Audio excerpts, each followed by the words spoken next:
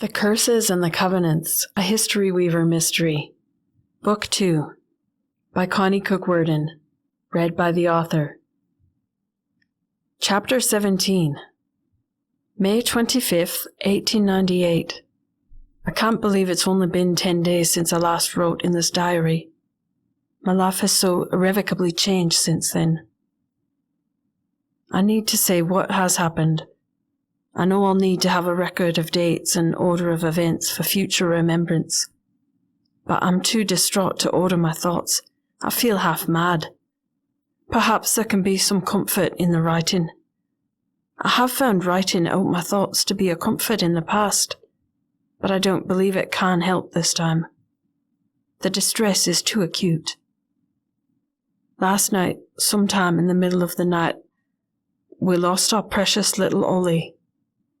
I know that I woke this morning with a sense of foreboding. On the one hand, I felt rested and refreshed. I'd slept the whole night through for the first time since Ollie's birth. On the other hand, when I realised that it was morning and I hadn't raised my head from my pillow since it had fallen on it last night, I sprang out of bed to check on Ollie in his cradle. I knew at once as soon as I saw him. He was too still. He had the look of death. When I touched his little hand, it was cold. He'd been dead for hours. Probably shortly after I laid him down to sleep. My heart is wrung. I don't know what else to write. I cry and cry, but there's no relief in the tears. What little comfort I was hoping for in writing it out, I can't know. But there can be none. There was no sense in going for the doctor in Penhurst. Ollie had been dead for hours. He wasn't coming back to us, that much was plain. All has gone out on horseback, driven nearly to distraction with grief, not knowing where he's going or who he can find to help with the burial of a little boy. In this strange new land, we don't know how to deal with death. Back home, all would have gone for the vicar to see about the burial. I would have the women and relatives around me to mourn, and to see to the washing and laying out of his little body. But now I am alone. Little Ollie lies in that hateful cradle like a little waxen figure. I own a certain shrinking sensation away from his remains. There is a veritable horror in me in being left alone in the presence of death, at least the death of my own child. He's not there. In the absence of a vicar in our new land, he was not even baptized. I pray God have mercy on his wee soul. How could he not? I can't believe that Ollie could be damned to hell for the sin of his parents not having been baptized, when there was no opportunity. It is very hard not to give in to rage. Rage at this wilderness in which we dwell. Rage at all for taking me here. But yet there is no fault in the land that killed my child. The only reasonable rage I can feel is toward myself, that I did not wake to check on him. But how could I have known? Even if I had risen in the night to check on him, his spirit may already have been gone from him. Reasonably, I am no more at fault than the land. I put him to bed, perfectly healthy and happy, just as I have every other night, expecting to hear him cry in the night, expecting to have a perfectly healthy and happy baby in the morning. I had no way of knowing. If I am to be utterly honest, I suppose the rage I feel is at the one who did have the ability to keep my child through the night, and for reasons unknown to me saw fit not to do so. It is sacrilegious to feel so, of course. I should be saying with Job, "The Lord giveth and the Lord taketh away," and accepting what comes from his hand with simple submission. But I find I'm unable to do so just yet. Maybe some day. But not now. I can only feel and express my rage. This is just my diary, after all. I dasn't say these things to anyone else, but I must say them somewhere. I am also unreasonably wrathful, but perhaps also superstitiously fearful of that accursed cradle. I know I won't believe it tomorrow and don't truly accept it today.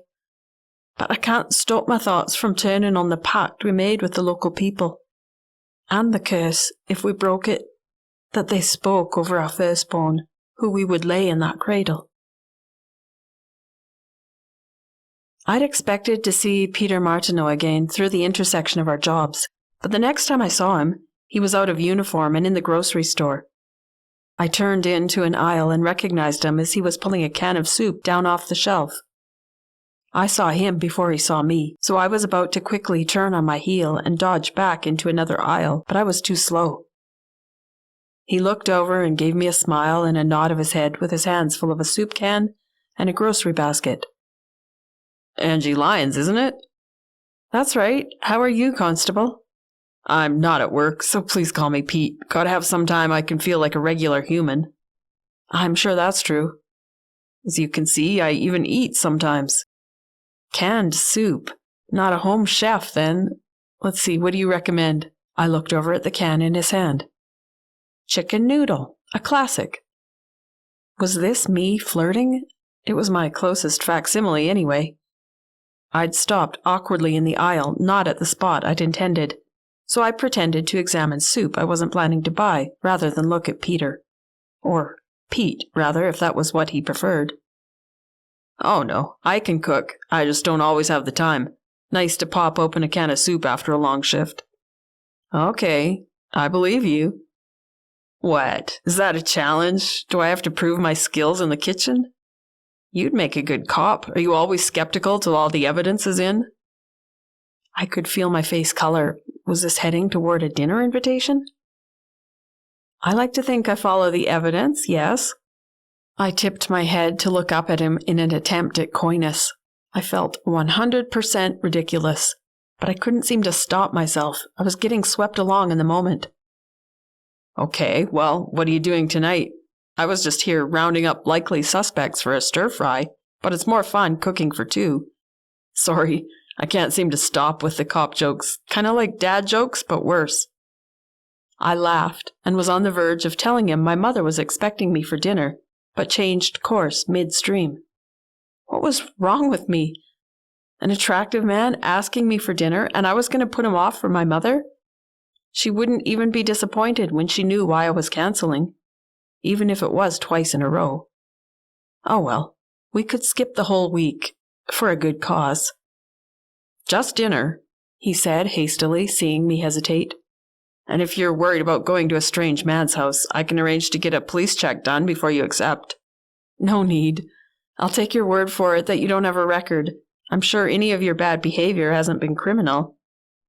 Oh dear, this was definitely me flirting. "Do you have plans already? If I'm being too pushy, just tell me to back off. Wouldn't be my first rejection." He pretended a hurt look. I was so out of my depth, the entire scenario seemed surreal. Good-looking cops asking me out in the grocery store? Dinner at his place yet? Too bizarre. Maybe Beaver Row was working some kind of magic for me. Or he was bored and lonely. That was more likely. Maybe that was Beaver Row's magic that was working for me. Lack of selection. Nothing special, just dinner with my mom, but I'm always eating her food anyway. For a change, I should eat someone else's. Sure, I'll try out your stir-fry, if you were serious. Of course I'm serial, he responded, deadpan. Cereal, like the breakfast food, not like a killer. He got a genuine laugh out of me that time, not just a nervous giggle. Shock humor always got me. "Okay, well, I was just about to head home and start cooking. Do you want to see the magic happen? You could just follow me to my place, or do you have somewhere you have to go after here?" he asked. "I should run my groceries home. What's your address?" He lived in the Blossom Street apartments, he told me, so that was easy. Blossom Street was Beaver Row's main street. The apartment building was off the far end of it after Blossom Street had run out of town. I drove back to the Beast and dumped my groceries in the fridge and pantry with no awareness of what I was doing. I caught myself putting the milk in the cupboard in time to save it. My hands were visibly shaking. This was so unlike my life, but in a good way. I called Ma and serendipitously got the answering machine. I said only, "Can't come for dinner tonight. Something's come up. I'll tell you later. It's fine. Don't worry. Nothing's wrong." And rang off.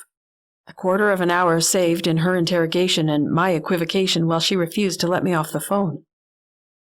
Pete buzzed me in when I pushed the intercom button for his apartment, and already had his door open by the time I got to it. "Hey, come on in. Welcome to the humble abode. It's not much, but it keeps the snow out." It was definitely a bachelor pad. The apartment had an aura of old building and stale cooked onion smell. It was neat as a pin, but that's because it was bare of everything except a few mismatched pieces of furniture. No homey touches to be found anywhere, except for a child's drawing in crayon on the fridge. To Uncle Pete, it read. Well, I had my first piece of personal information about him. I was shocked to catch a little whiff of diffidence under the surface of his confidence.